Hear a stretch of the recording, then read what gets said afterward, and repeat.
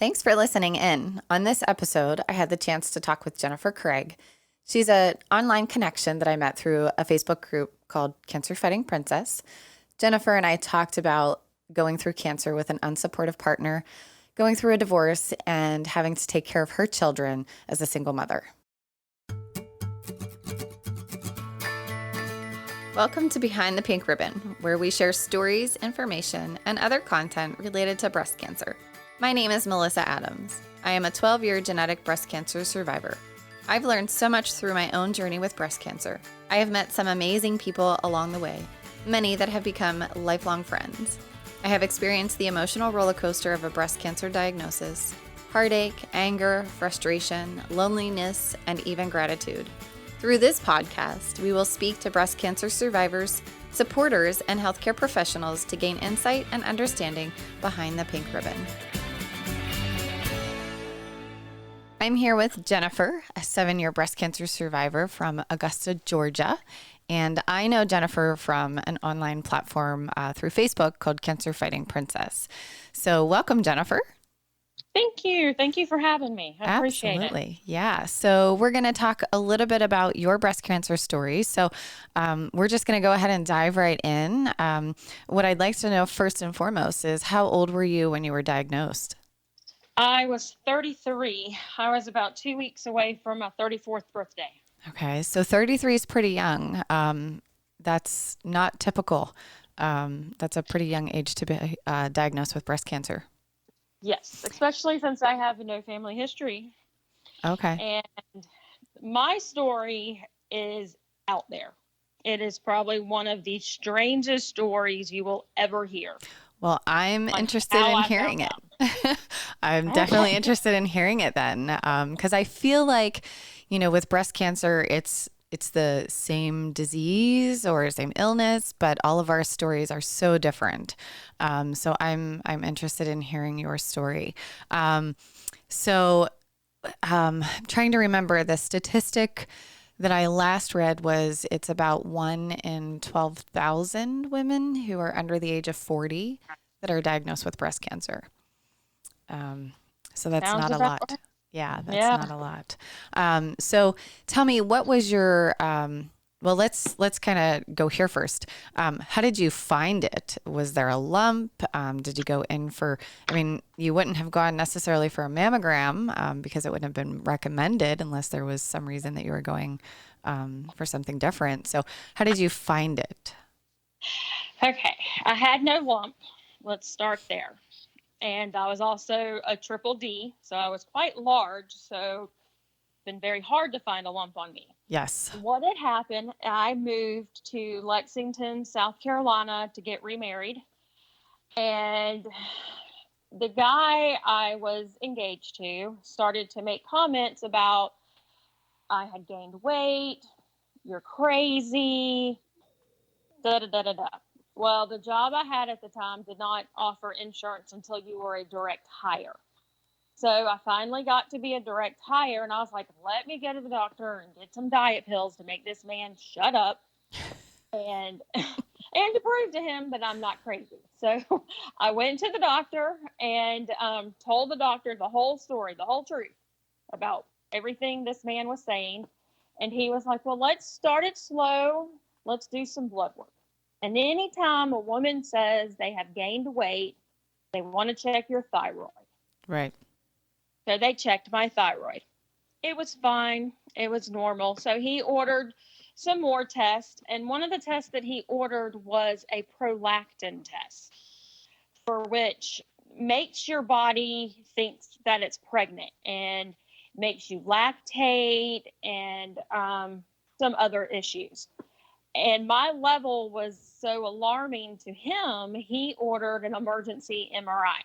So why would they give that test?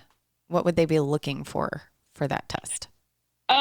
Because, well, for one, I had gained some weight. I'd gained probably about 40 pounds, for which is a lot. I'm only 5'3". So with prolactin levels, it makes your body hoard food because it thinks you're pregnant. Okay. So when you're pregnant, you're starting to, keep extra weight on for the baby and store things. But my tubes were tied. Got them tied at 25. I was, unfortunately finished having children. With the MRI that he did, an emergency MRI for, it came back that I had a pituitary tumor, for which also causes weight gain because that houses all of your hormones, including pregnancy hormones. So I started to think about it, and they didn't say anything about it. They just said, okay, it's small. We're going to send you to MUSC in Charleston, and we'll get you taken care of. And I was like, wait, I'm lactating. And I know I'm not pregnant because, for one, my tubes are tied. I know it can happen, but not in this case. And they told me that was normal. And I was like, but it's green. Oh, that's in not both normal. Breasts. Right, in both breasts. They still told me that was normal. And I literally had to get into an argument with the nurse to even allow me to ask the doctor for a mammogram. She kept telling me I was too young, that I had no family history, that insurance would not cover it. She gave me every excuse in the book not to ask the doctor to order a mammogram. And I flat out refused to leave their office until I got the order. Good for you. I knew something was wrong. I could feel it. I know my body. I was tired all the time. I just, I felt off. Right. I was not going to take no for an answer. I didn't care if insurance didn't pay for it. I would cover it. Not a big deal. You can make payments on these things nowadays. Absolutely. So that, don't tell me I'm too young. You're never too young for anything. And I mean, this nurse was just adamant not to go ask. I mean, I'm surprised they didn't call the cops on me. But they finally ordered it, and it came back that I had calcifications on the left side.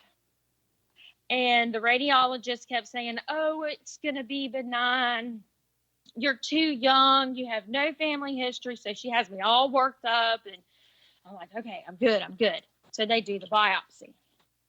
In the middle of the biopsy. So did they do the biopsy the same day, or did you go back? I had to go back. Okay. They had to schedule it. Okay. So I went back for the biopsy, and during the biopsy, they give you, and I can never say this word right, epinephrine, Yes. The heart stuff. So right. They inject that into your breast, I guess, to clot the blooding or something. I'm not really sure what it's used for. But during that, it sent my blood pressure through the roof, and they had to rush me to the emergency room because I was basically having a stroke. Oh my gosh.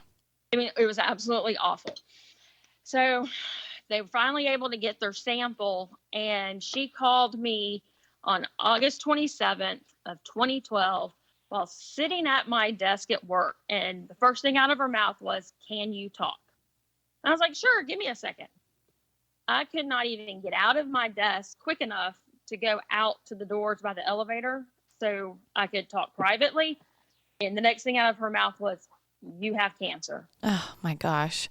I fell to the floor at work, just started screaming.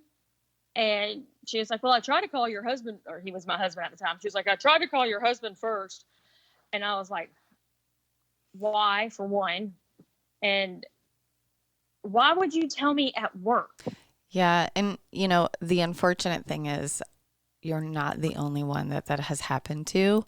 I've heard a number of stories, and even my story started out that same way where, I got a phone call at work, and the doctor shared that you had, that I had cancer, and did the same thing. Fell over and was screaming and crying.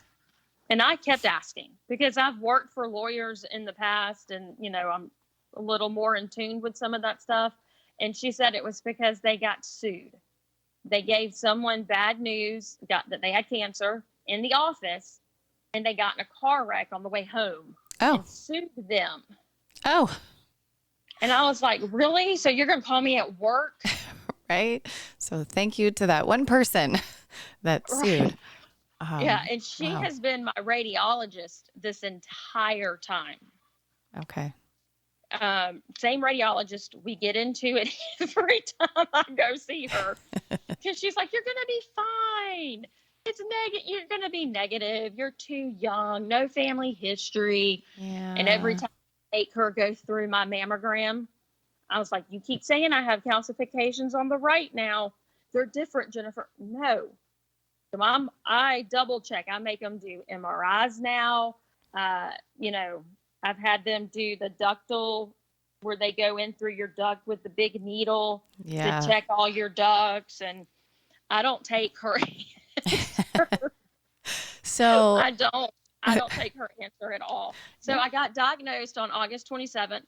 Okay. My And initial surgery, what was your diagnosis? Like, what was it the stage? it was DCIS, Okay. which is in your milk duct, with microinvasion. Okay. And my initial surgery was August 31st. And so was that a lumpectomy? Was that a mastectomy? Yes. Okay. So you Yeah. had a lumpectomy on the left side. I did, and with a bilateral breast reduction because I was so heavy chested. Okay. I could, not have to have an implant or anything. Right. But the oncologist I saw, he said if I would not have been there within 6 months, I would have had a different care plan because my cancer was 90% estrogen driven. Okay. So in terms of like the DCIS, the calcifications, did that cover a large area? It did. They cut it out to my chest wall. Okay. So you went from a size D to about what? I went from a triple D Or triple to D. to about a B. Okay. So that's a lot. So was that did the DCIS cover all of that, or you took kind of an extra step to remove some additional tissue as well? I just told the surgeon to do what the surgeon needed to do. Okay. Yeah. To be honest. And the only reason I ask is because I also had DCIS. I had a lump in one side, but I had DCIS in the other side, and it was throughout the entire breast. So it was just, I mean, it looked like somebody threw glitter and it just landed everywhere. Yeah. So that's why I was kind of curious. Okay. So then, And then they went in afterwards and did the lymph nodes. I'm like, why didn't you do that while you were already in there? Now you've messed up the surgery that I've already had because right. it tore down the wall aspect of it. So with mine being estrogen driven and such an aggressive cancer, they said I had to have a hysterectomy, for which included having my ovaries removed. Okay. So you did the hysterectomy and oophorectomy. And how long after your lumpectomy did you do that? January 4th, 2013. So not that long after. I had to wait through radiation and heal and all of that So stuff. once you had the lumpectomy and then the lymph node removal, then you had radiation. How many rounds of radiation did you do? I want to say 36. Okay. I went from October to December. It was long. I went in every morning before work at 6 a.m. Then I went to work afterwards. It took a toll. Yeah. You wouldn't think laying on a table for 3 seconds, 10 seconds would do that much damage. It does. But You're it right. does. It took me longer to get undressed and redressed than the whole procedure took. Right. I hear you. So, what were some of the side effects that you experienced from radiation? Extreme fatigue, and I am very pale. I am as southern as they come with freckles, and I burned like a lobster. Oh, wow. I tried the creams. It killed my thyroid, unfortunately. The one thing that you went in to get checked in the first place. Right. So now I have to take Synthroid. Okay. I think the fatigue from it all and just the stress and it took its toll. It still does. I'm still not 100% back up to my energy level. I feel that like I was prior. Yeah, and I I can agree with that. So I had 30 rounds of radiation, and the biggest thing for me was the fatigue. You know, I feel like for me, I always call radiation the gift that keeps on giving. Just because, you know, years down the road, I still have, you know, some side effects from radiation. But you're right. You know, most people kind of assume that it's, you know, because it's not as invasive or as intense or aggressive as chemo, that the side effects aren't as bad. But there are definitely some pretty harsh side effects with radiation. The weight gain. Yeah. Yeah. I mean, you're just laying there on this table and you don't really think it's doing anything. Right. But, Yeah. you know, it is. Even now, almost 7 years later, I still can't really go to the beach or get in a swimsuit because, one, I'm not comfortable. And for two, I burn easier now. Right. Yeah, I don't absolutely. have as much strength. I'm tired. My kids are like, come on, Mom. I mean, I was probably a size 2, 4 when all this started. I am not that anymore. My highest weight, I got up to about 207, and I've recently just lost about 50 pounds, but I gained 10 of it back. So I'm up to like 170 now, but I hate it. I'm not the same person. Yeah, and I don't know that we are ever really the same person when we come out from the other side of this, in many different ways. But, you know, the one celebration I will give you for sure, you know, just having lost that 50 pounds, you know, even though you mentioned the weight gain of the 10 pounds and still not feeling well, 50 pounds is huge. I mean, that's a huge celebration. And even the 40, you know, that's great. So, so in terms of, the estrogen positive, did you also have to do any kind of medication? I tried tamoxifen and all of its sister products, but it gave me such brain fog and memory loss, and I was just sick. Like I didn't know where I was. I mean, I just couldn't tolerate it at all. And how long did you take it? 5 or 6 months. Okay. Yeah, so that was pretty quick that you figured out that wasn't working for you. Did they give you, well, you said all the other sister products, did they offer anything else? Not after that, no. Okay. Because, I mean, I can't take estrogen at all. So what they did for me to help with the side effects of the menopause, not necessarily to keep the cancer from coming back, but for the menopause side effects, is they give you antidepressants. Okay.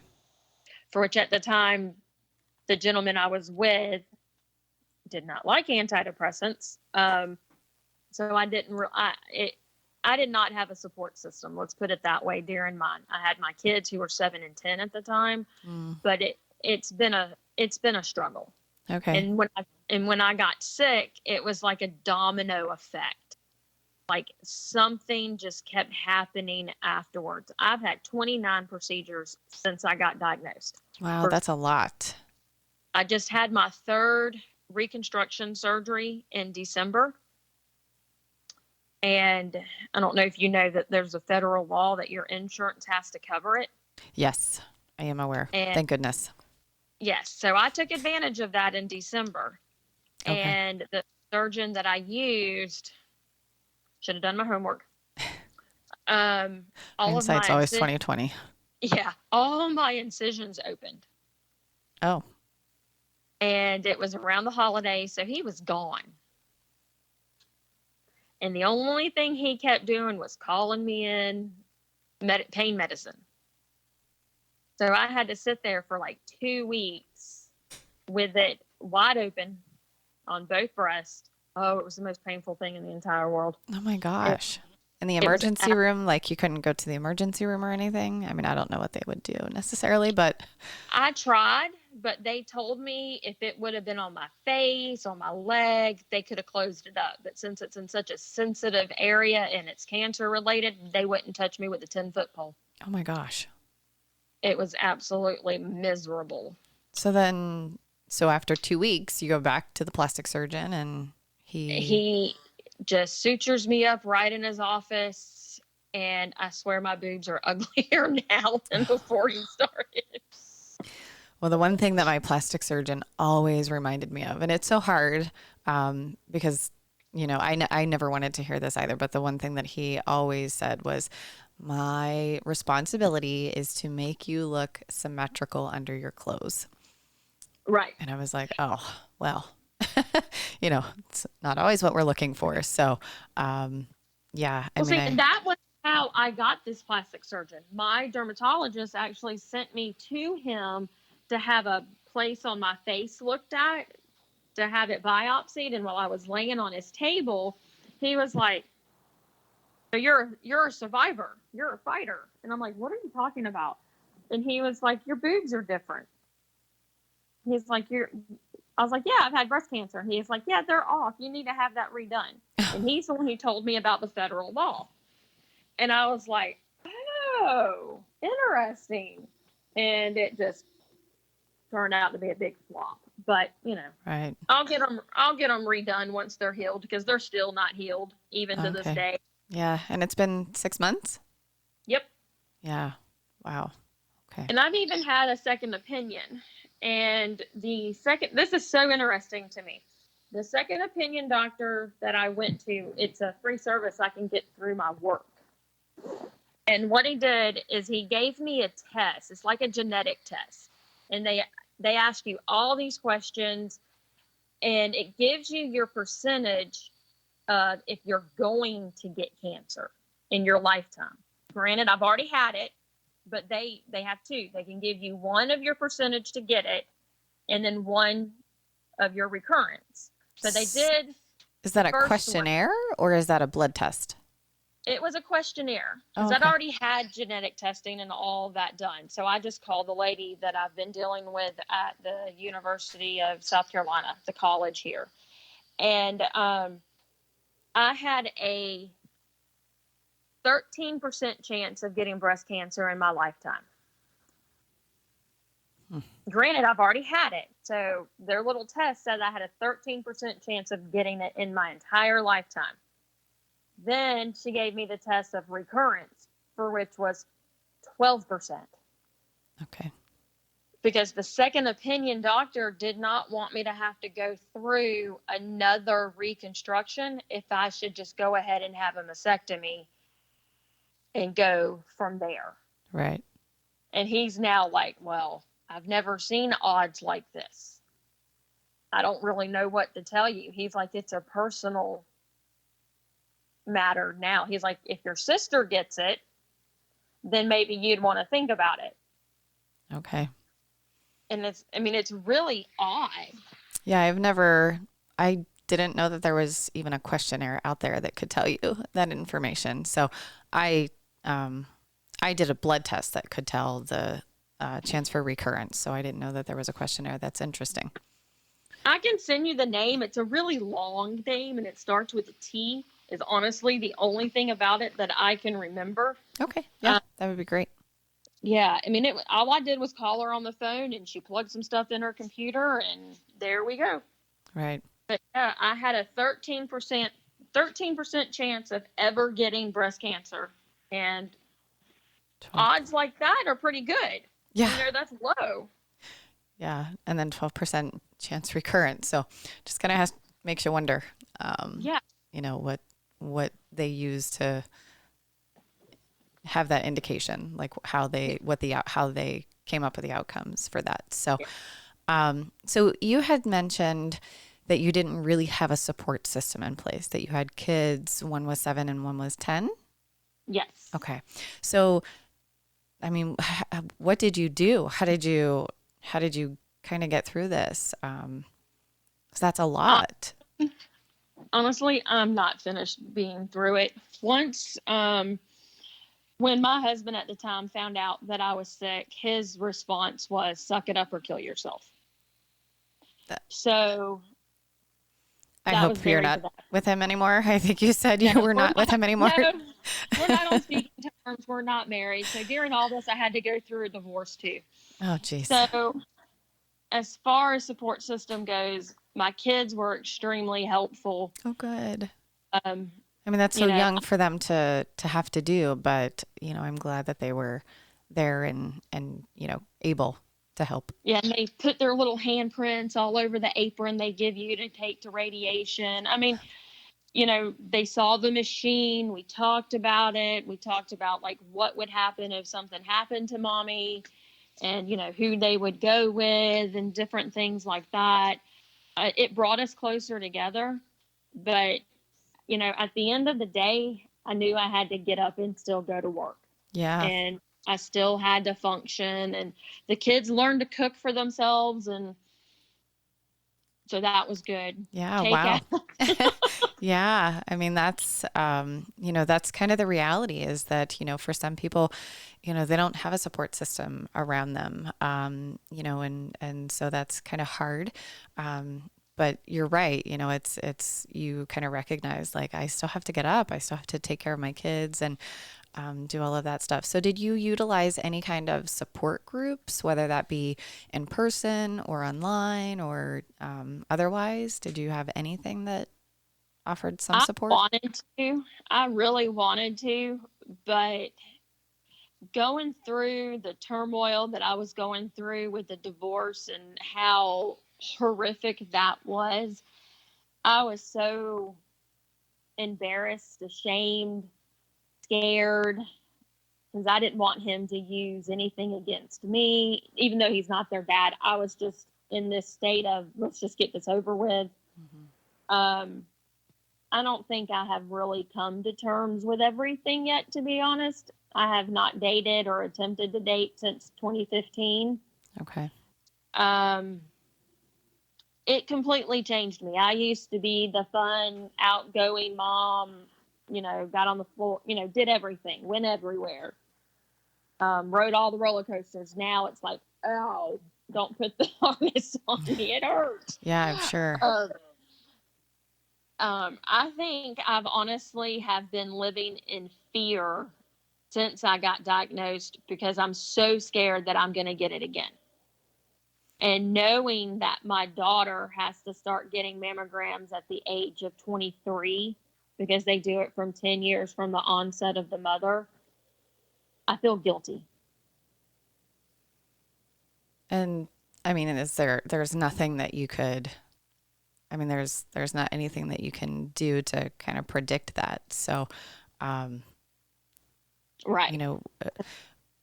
But you don't have a family history, right? So I was the first one. Now, my mom has since gotten diagnosed, but she was 63. Oh, so your mom was diagnosed after you were with breast cancer? Yes, she got diagnosed at 63, but she was taking Pempro, for which is an estrogen replacement, because she didn't like the menopause symptoms. And not saying that's what caused it, but it could have been. And hers was completely different than mine. She came out of surgery with a little Band-Aid where they cut it out. Mine, I had drains and tubes and had those forever and went to work with them. And, right. She went back to work the next day. Oh, wow. Hers was completely different than mine. Yeah. Well, and that's exactly it. It's breast cancer is the same label for what we're going through, the disease or the illness, but the stories that are, behind that diagnosis or that pink ribbon, if you will, are very, very different. So, yeah. Yeah. Wow. I mean, I don't know. It took me away, if that makes sense. Yeah. I take pictures now of my kids. I, spend like my whole life now revolves around them instead of having a social life or friends of my own or anything like that, just so I don't miss anything, because right. I'm not promised tomorrow. Absolutely. I mean, none of us are. I mean, we can always walk out any day and get hit by a car. Unfortunately, something could happen. We don't know. And getting sick so young really, really changed me. Right. Maybe for the good on some things, because, I did like to go out and have fun. So I kind of had to stop a lot of that because I don't have the energy. I can't keep up with. Yeah. No. I can't keep up with people anymore. You just sit in the corner. Yeah. Well, I want to say, thank you so much for sharing your story with me. I know that it's not always necessarily easy to kind of rehash some things about our journey. But I know that, just kind of hearing your story for somebody else, it might really relate to them, in terms of what they're going through. So, just thank you so much for being a part of this, and I really appreciate it. And I hope that the rest of the journey for you is short, that this doesn't last for much longer, and that there is kind of a silver lining or something at the end of this that kind of sheds a little bit of light and just helps you to kind of put things into perspective. It's a hard thing to put in perspective, but I hope all the best for you. Thank you. And for anybody who is going through it, don't be afraid to ask for help. It's nothing to be ashamed of. We all need help sometimes. And I have always been extremely independent.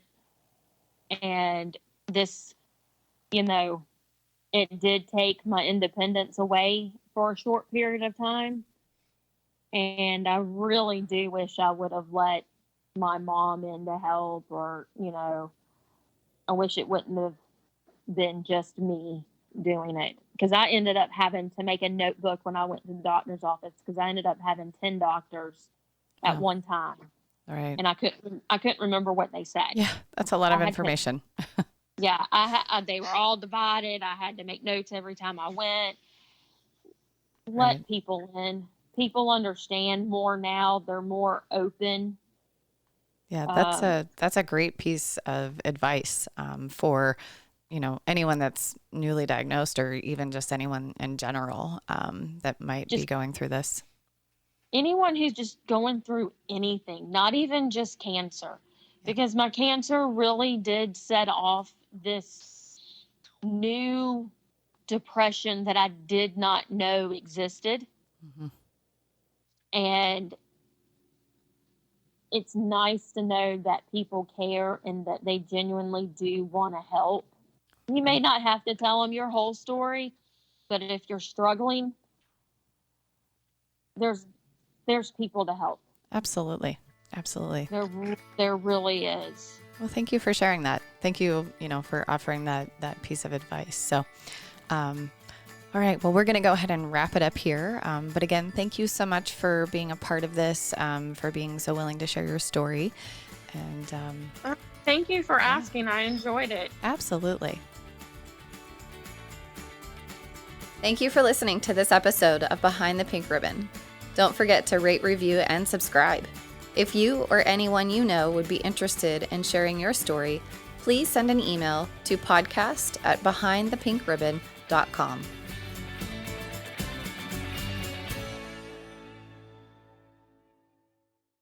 You've been listening to Behind the Pink Ribbon, produced by American Creative Consulting, mixed and mastered at Riverview Podcasting Studios. For more information, please visit designbyacc.com.